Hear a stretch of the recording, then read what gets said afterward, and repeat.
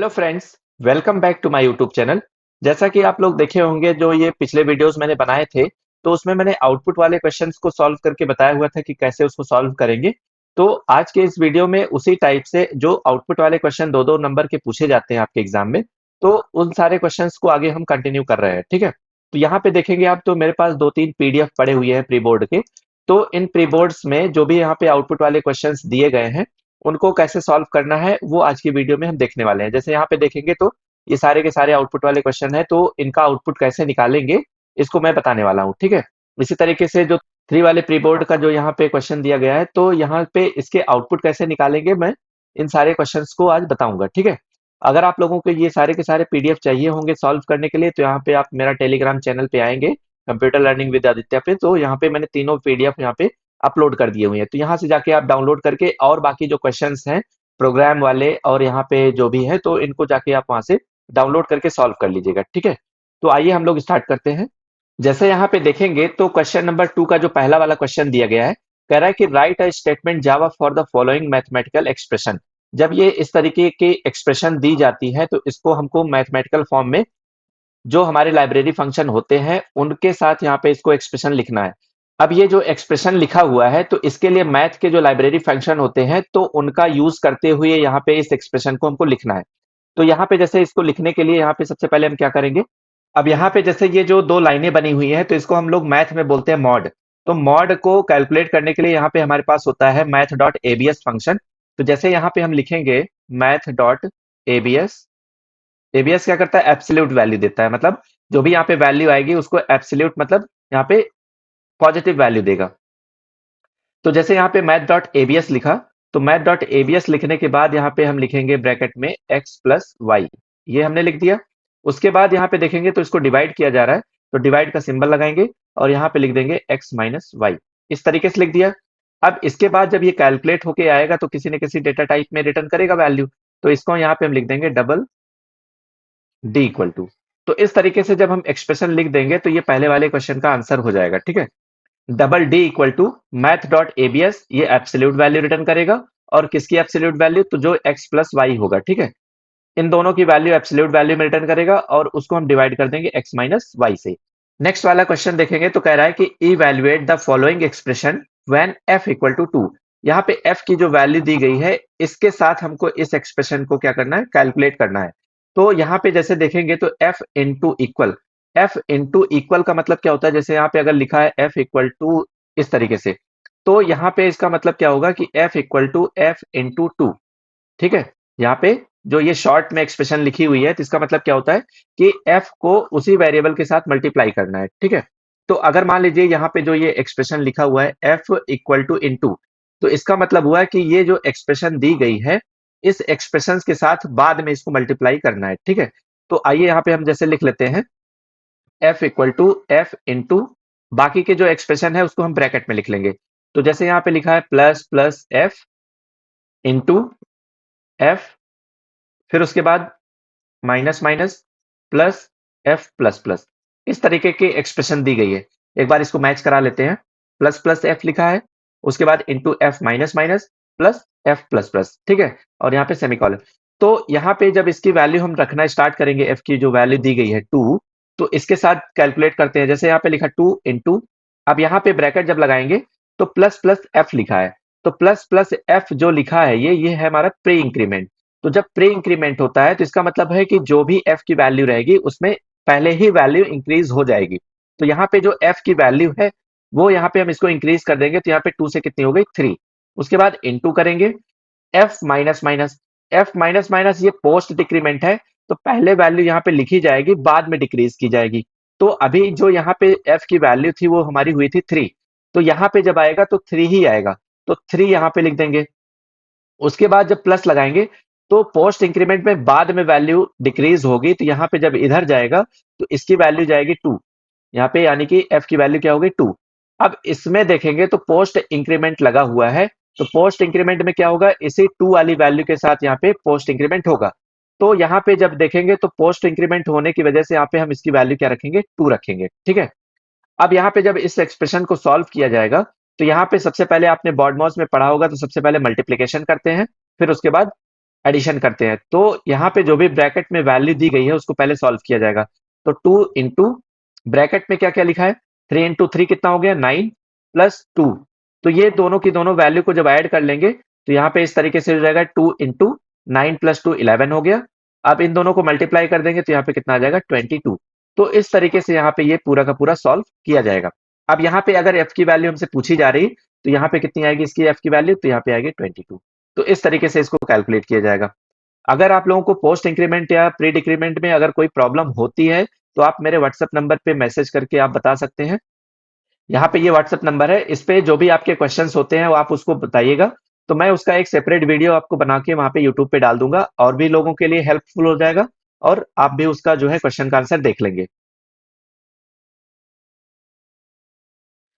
तो इस तरीके से ये सेकंड वाला हो गया। अब थर्ड वाले क्वेश्चन में कह रहा है कि री right the following code segment using while loop. यहाँ पे ये जो सेगमेंट मतलब है कि जो एक्सप्रेशन या जो कंडीशंस लिखी गई हैं ये हमारा फॉर लूप में लिखा हुआ है। तो इस कोड को हमको कन्वर्ट करना है वाइल लूप में। सबसे पहले तो आपको वाइल लूप का सिंटैक्स पता होना चाहिए। तो जैसे वाइल लूप में होता क्या है कि सबसे पहले हम लिखते हैं वाइल कीवर्ड और उसके पहले क्या लिखी जाती है, कंडीशन। यहाँ पे क्या लिखी जाएगी, कंडीशन। कंडीशन के बाद जो भी स्टेटमेंट्स होते हैं, जैसे यहाँ पे स्टेटमेंट 1, स्टेटमेंट 2, स्टेटमेंट 3, ये जब स्टेटमेंट्स हो जाएंगे तो यहाँ पे हम क्या करते हैं, इंक्रीमेंट और डिक्रीमेंट। ठीक है, इंक्रीमेंट डिक्रीमेंट करेंगे और ब्रैकेट क्लोज कर देंगे। और जो वेरिएबल का इनिशियलाइजेशन होता है वो हम सबसे ऊपर करते हैं। ठीक है, वेरिएबल का इनिशियलाइजेशन सबसे ऊपर होगा। तो इस तरीके के सिंटैक्स में हम इसको कन्वर्ट करके देखेंगे। तो देखेंगे जैसे यहाँ पे तो इंट आई इक्वल टू 1 लिखा है तो सबसे पहले वेरिएबल इनिशियलाइजेशन होगा। तो यहाँ पे हम लिख देंगे इंट आई इक्वल टू 1, इस तरीके से लिख दिया।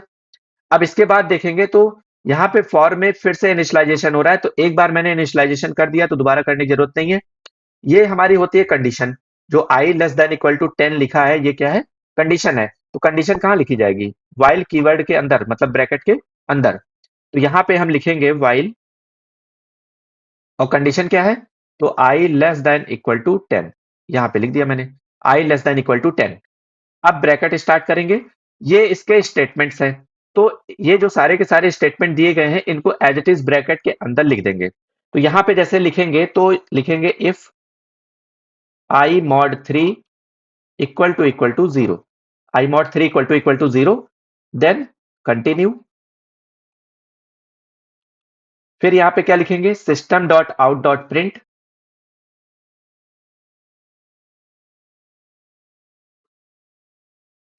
ब्रैकेट में आई की वैल्यू प्रिंट कर देंगे। अब देखिए यहाँ पे ब्रैकेट क्लोज करने से पहले ये जो लास्ट वाला स्टेटमेंट दिया गया आई प्लस प्लस, जैसे यहाँ पे मैंने क्या बताया, कंडीशन, कंडीशन मैंने लिख दी। उसके बाद स्टेटमेंट हो गए, स्टेटमेंट भी मैंने लिख दिए। और उसके बाद यहाँ पे इंक्रीमेंट डिक्रीमेंट, तो इंक्रीमेंट डिक्रीमेंट की वैल्यू यहाँ पे अगर इंक्रीमेंट लगा है तो आई प्लस प्लस सबसे लास्ट में करके यहाँ पे ब्रैकेट को क्लोज कर देंगे। तो इस तरीके से हम क्या करेंगे, ये वाइल लूप के सिंटैक्स में इसको लिख देंगे। ठीक है, तो फॉर लूप में आप तीनों चीजें याद रखिएगा कि जो वेरिएबल इनिशियलाइजेशन होता है उसको ऊपर यहाँ पे डिक्लेयर कर देंगे, जो कंडीशन होती है कंडीशन को वाइल लूप के अंदर रख देना है, और स्टेटमेंट जो होगी, ये जो फॉर लूप की बॉडी दी गई है वो बॉडी में अंदर आ जाएगी, और इंक्रीमेंट डिक्रीमेंट जो होता है वो यहाँ पे सबसे लास्ट में लिख देंगे। तो इस तरीके से ये पूरा का पूरा वाइल लूप में कन्वर्ट करके लिख देंगे। अब यहाँ पे फोर्थ वाला क्वेश्चन जो दिया गया है, तो फोर्थ वाले क्वेश्चन में देखेंगे तो कह रहा है कि difference between pass by value and pass by reference. अब देखिए यहाँ पे अलग अलग तरीके से पूछा जाता है, जैसे कभी कभी लिखा होता है यहाँ पे call by value and call by reference. तो दोनों चीजें सेम होती हैं, पास बाय वैल्यू या कॉल बाय रेफरेंस, इस तरीके से दोनों की दोनों चीजें सेम होती हैं, चाहे उसको बोल सकते हैं आप पास बाय वैल्यू या पास बाय रेफरेंस, या call by value call by reference. ठीक है, तो दोनों में डिफरेंस क्या होता है कि जब हम कॉल बाय वैल्यू यूज करते हैं, तो जैसे अगर मान लीजिए आपने कोई फंक्शन बनाया, जैसे यहाँ पे लिखा मैंने void sum, इस तरीके से ब्रैकेट बनाया। अब जब इसको मेन में कॉल करना पड़ेगा तो क्लास का ऑब्जेक्ट बनाना पड़ेगा, जैसे ABC ob equal to new ABC, ये क्लास का ऑब्जेक्ट बन गया। अब ओबी डॉट जब आप सम लिखते हैं तो अगर कोई पैरामीटर होता है यहाँ पे, तो पैरामीटर जब हम यहाँ पे डालते हैं, जैसे अगर मान लीजिए वैल्यू दे दिया मैंने 10 और यहाँ पे रिसीव करने के लिए कोई इंटीजर x लिखा हुआ है, तो ये जो 10 वैल्यू है ये इसकी वैल्यू के साथ यहाँ पे कॉलिंग हो रही है।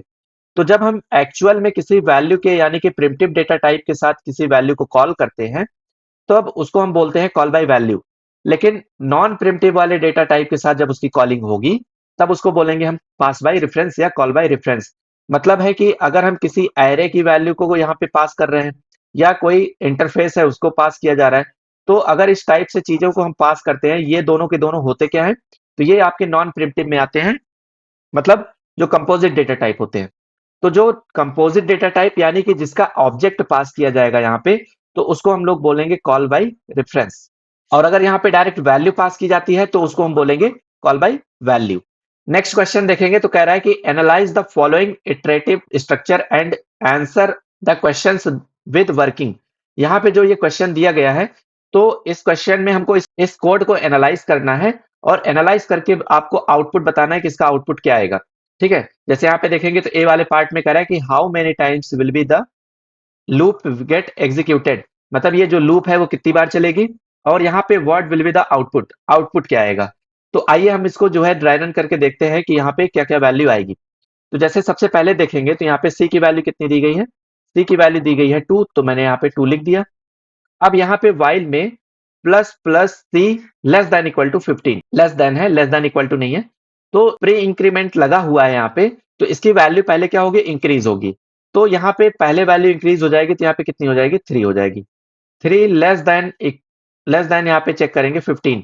तो ये कंडीशन जब हम चेक करेंगे तो ये कंडीशन क्या सही हो रही है, हाँ 3 जो है लेस देन होता है 15 से, तो कंडीशन ट्रू हो गई।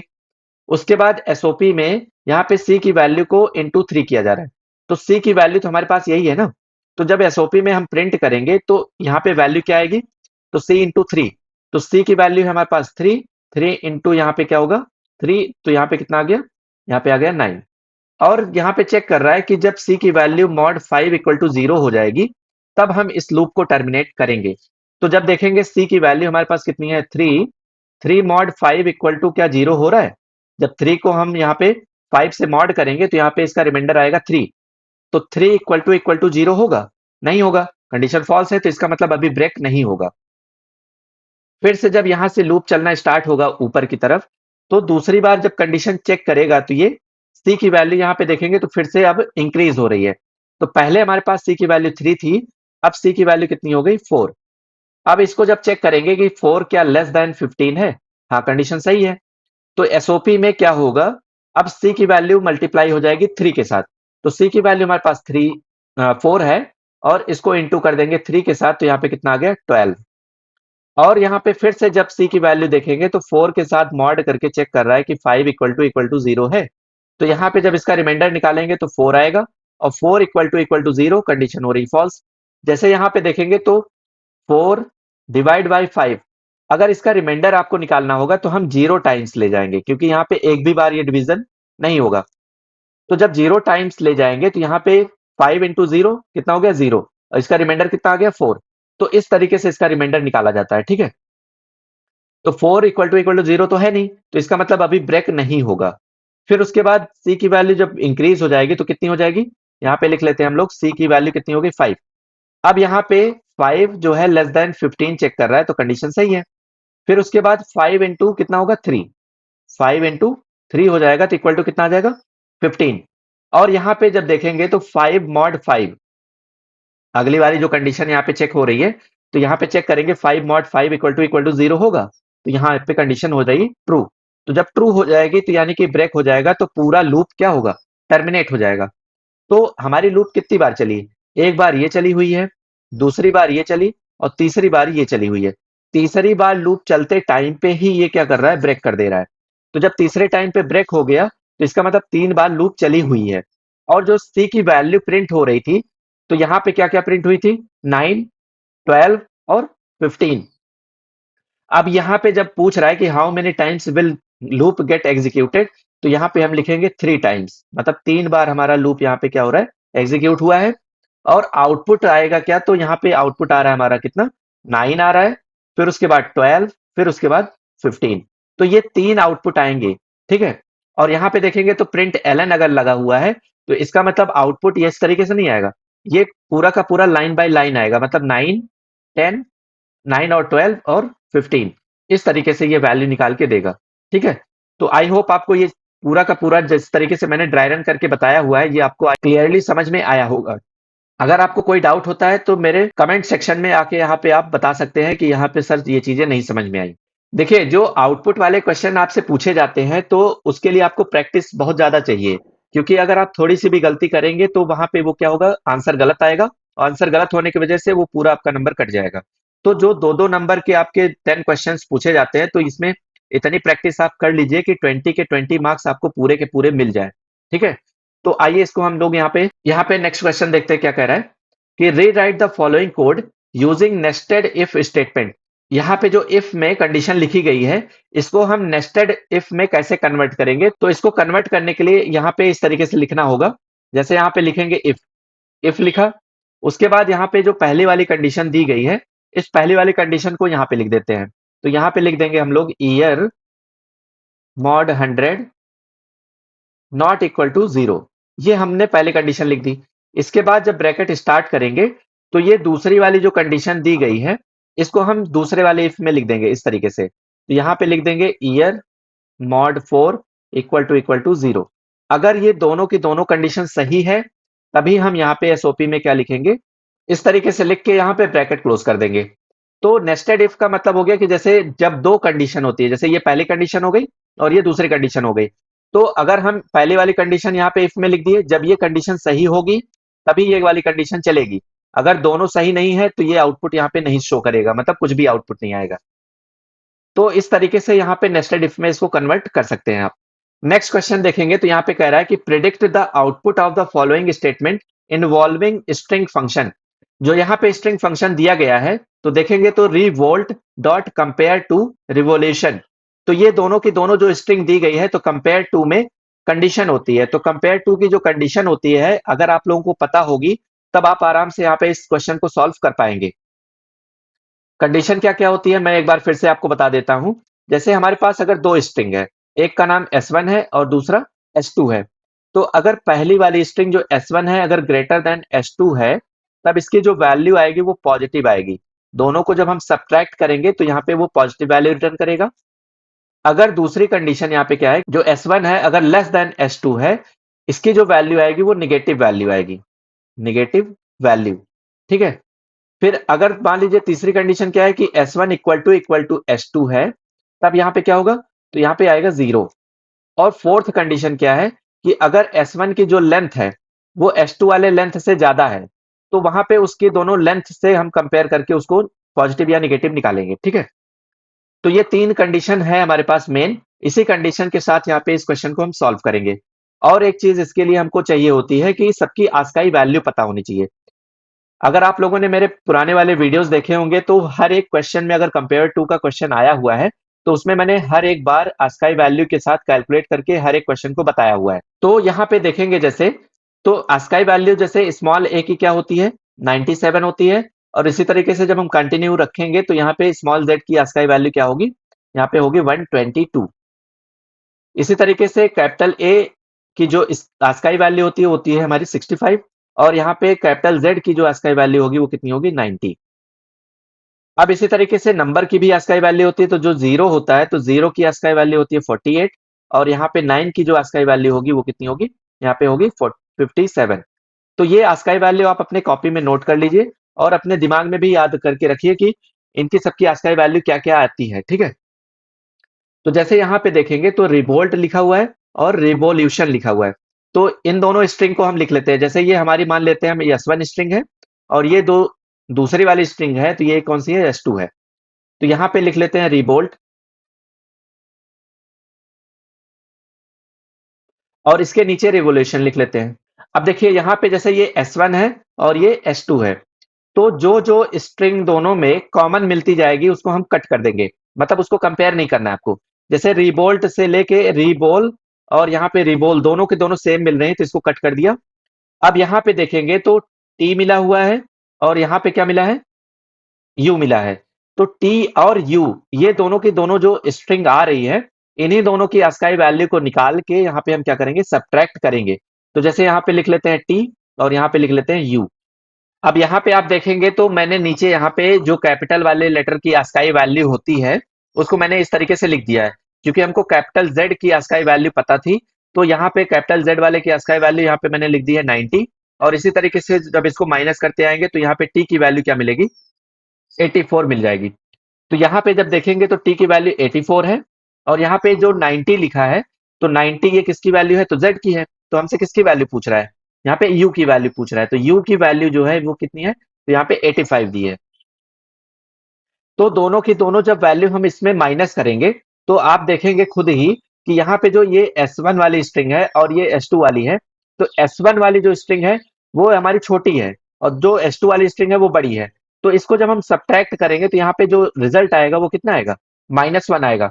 क्योंकि जब हम छोटी वाली स्ट्रिंग से यानी कि ASCII वैल्यू से जब इसको माइनस करेंगे तो इसका यहाँ पे क्या होगा, माइनस में ही रिजल्ट आएगा। लेकिन अगर मान लीजिए इस तरीके से कंपेयर करना होता तो यहाँ पे यू की वैल्यू होती है 85 और टी की वैल्यू कितनी होती है 84। तो इन दोनों की जब वैल्यू माइनस करते तो यहाँ पे कितना आता, 1 आता, और किसका 1, पॉजिटिव का 1। तो इसी तरीके से ही आपको सॉल्व करना होता है कंपेयर टू वाले फंक्शन को। आई होप आपको ये समझ में आया होगा कि मैंने कैसे इसकी ASCII वैल्यू निकाली और यहाँ पे कैसे इसको सब्ट्रैक्ट करके निकाला है। तो यहाँ पे जो ये दिया गया है, इसका जो ASCII वैल्यू सब्ट्रैक्ट करने के बाद जो आंसर आया वो कितना आया है, -1। तो इस वाले का आंसर होगा -1। इसी तरीके से जब अगले वाले को सॉल्व करेंगे तो यहाँ पे दिया गया है मलयालम डॉट रिप्लेस ए कॉमा बी।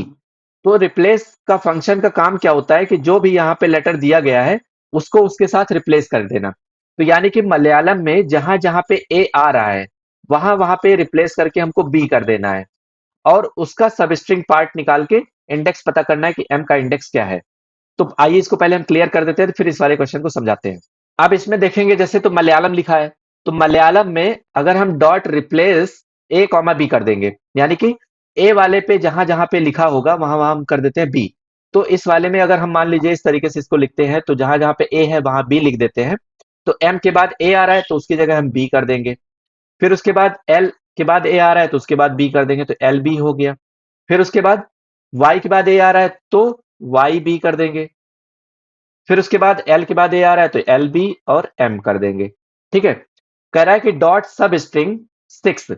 तो यहाँ पे जो सब स्ट्रिंग फंक्शन होता है, जैसे यहाँ पे लिखा है सब स्ट्रिंग, और इसमें अगर एक ही वैल्यू दी गई जैसे 6 लिखा है, तो 6 इसकी स्टार्ट इंडेक्स होगी। स्टार्ट इंडेक्स का मतलब क्या हुआ कि यहाँ पे 6 वाले इंडेक्स से स्टार्ट होगा और पूरा एंड तक आएगा। तो इसका मतलब हो गया कि जब ये स्ट्रिंग दी गई है तो इसकी जब हम इंडेक्सिंग करेंगे तो यहाँ पे लिखेंगे 0, यहाँ लिखेंगे 1 2 3 4 5 6। तो यहाँ पे इस तरीके से 6 आया। अब 6 के बाद पूरी की पूरी स्ट्रिंग यहाँ पे क्या होगी, ये निकल के आएगी। तो यहाँ पे जब लिखा है डॉट सब स्ट्रिंग, यहाँ पे लिखा है 6, तो इसका मतलब हो गया कि ये जो पूरी पूरी स्ट्रिंग है, इस स्ट्रिंग से हमको यहाँ पे सब पार्ट निकालना है। तो जब 6 से हम सब पार्ट निकाल लेंगे तो यहाँ पे आएगा एल बी एम, और इसका फिर डॉट इंडेक्स ऑफ पूछ रहा है, इंडेक्स ऑफ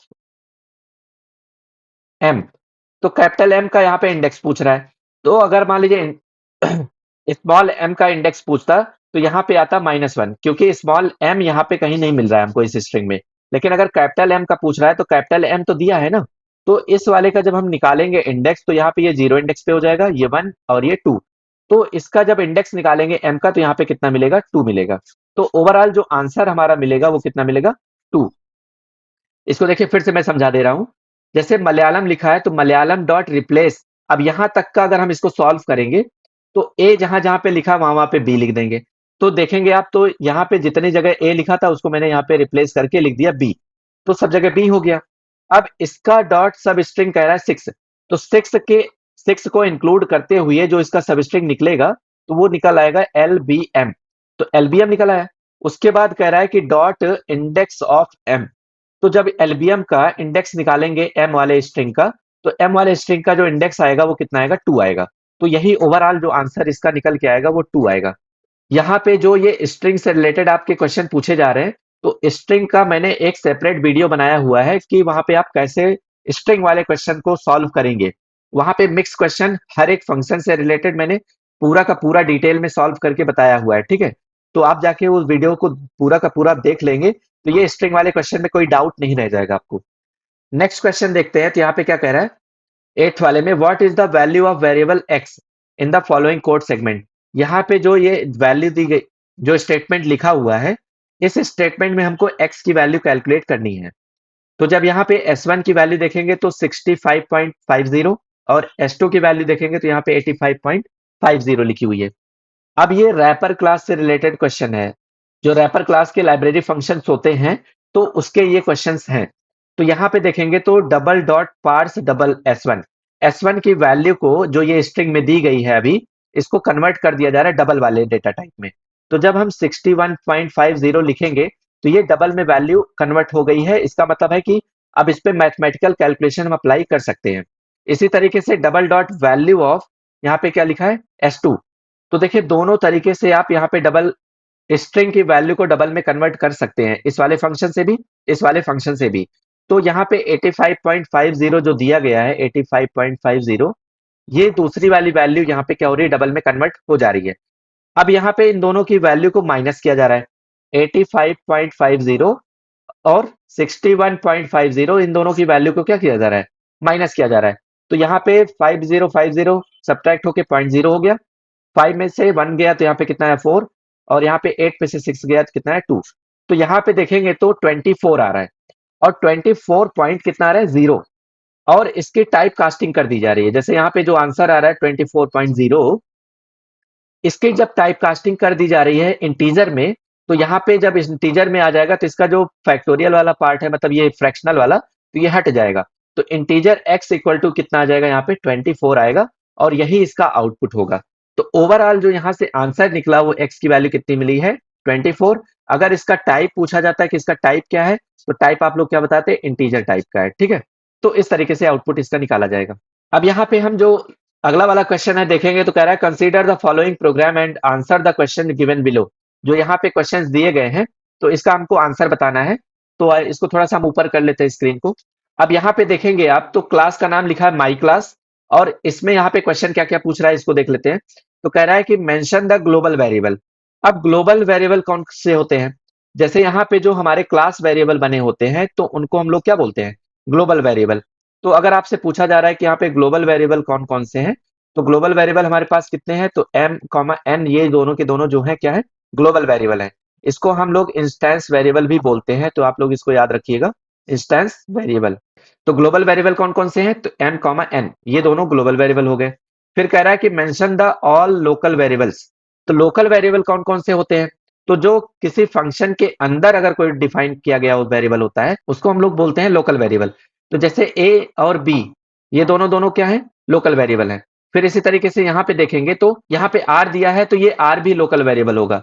तो यहाँ पे हम लिख देंगे लोकल वेरिएबल। जब लोकल वेरिएबल लिखेंगे तो लोकल वेरिएबल में क्या क्या आएगा, तो यहाँ पे लिख देंगे a, b, r। ये तीनों हमारे क्या है, लोकल वेरिएबल हैं। फिर तीसरा कह रहा है कि मेंशन द आर्गुमेंट वेरिएबल।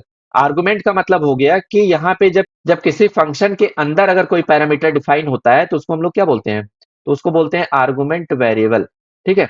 तो यहाँ पे अगर हम लिखेंगे आर्गुमेंट वेरिएबल, तो आर्गुमेंट वेरिएबल कौन कौन से आ रहे हैं, तो यहाँ पे देखेंगे तो केवल a और b है।